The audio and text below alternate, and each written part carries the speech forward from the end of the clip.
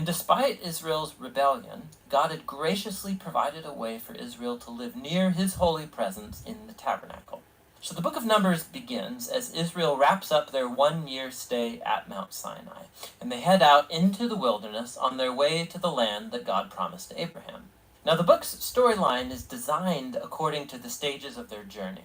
So the first section begins at Mount Sinai, but then they set out and travel to the wilderness of Paran. And then from there, they travel to the plains of Moab, which is right across from the Promised Land. Now the first part opens with a census where the people are numbered. That's where the book gets its name. And then there are laws about how the tribes of Israel were to be arranged in their camp. So the tabernacle was to be at the center, and then around that the priests and the Levites, and then around them the 12 tribes neatly arranged with Judah at their head.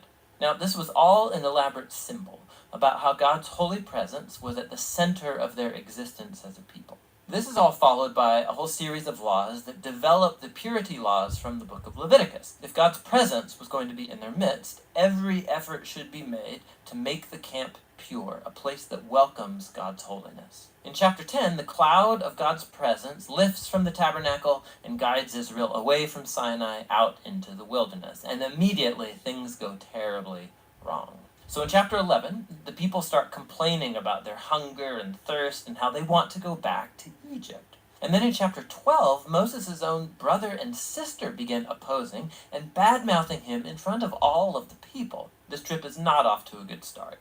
The next section begins as the Israelites arrive in the desert of Paran, about halfway to the Promised Land. And God tells Moses to send out the 12 spies, one for each tribe, so they can scout out the Promised Land. So when the spies all return, 10 of them say that there is no chance Israel can survive there because the Canaanites will destroy them. But there are 2 spies, Caleb and Joshua, who say that God can save them.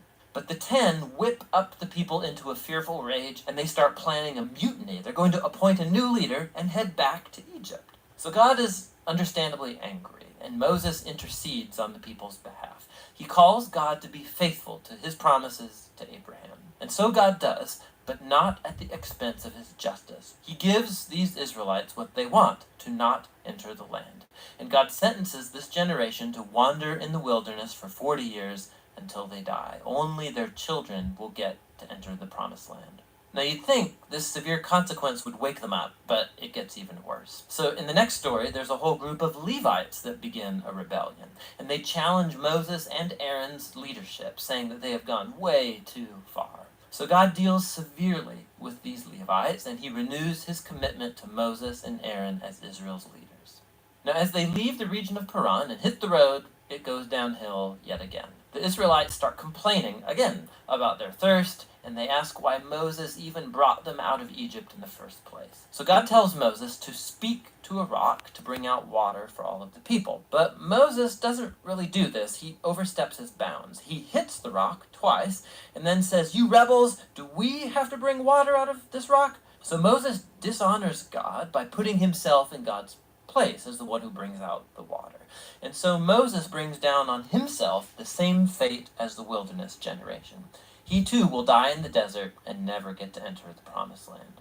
After this, the Israelites rebel yet again, and God brings a very strange judgment on them, venomous snakes to come and bite the people. And so Moses again intercedes on behalf of the people. And God tells Moses to do this, to make a bronze snake and to lift it up on a pole, so that whoever looks at this snake would be healed of the poisonous snake bite. It's a very strange symbol, but it speaks to the challenge that God has by being faithful to his covenant. He's right to bring justice on the Israelites' evil and sin, but even God's justice gets transformed into a source of life for those who will look to God for healing. From here, the people head into the plains of Moab, and the first main part of the section focuses on the strange figure of Balaam. So the king of Moab is freaked out at this huge group of people traveling through his territory. So he hires a pagan sorcerer, Balaam, to pronounce curses on Israel. And 3 different times, Balaam finds that he cannot curse them.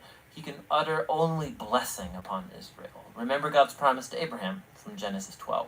So not only can Balaam not curse Israel, but God actually gives him a vision about a future Israelite king who will one day bring God's justice to all of the nations. This vision recalls Jacob's promise to Judah in Genesis chapter 49.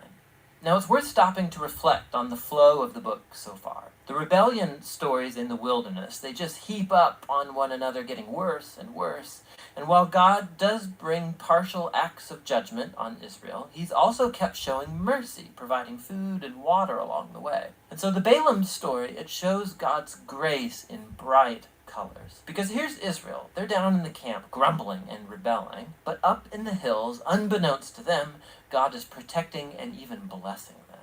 And it's this contrast between Israel's rebellion and God's faithfulness in the wilderness, that's what made these stories so important for later generations of Israel. So the wilderness stories are retold time and again by later biblical prophets and poets, and even by the apostles in the New Testament.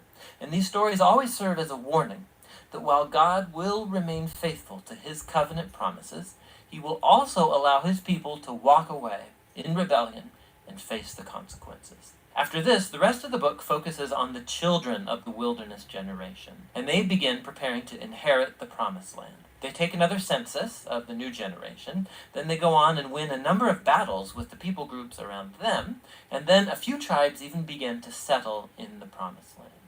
So the book ends with the new generation poised to enter into the land, and Moses is about to deliver his final words of wisdom and warning. But for now, that's what the book of Numbers is all about.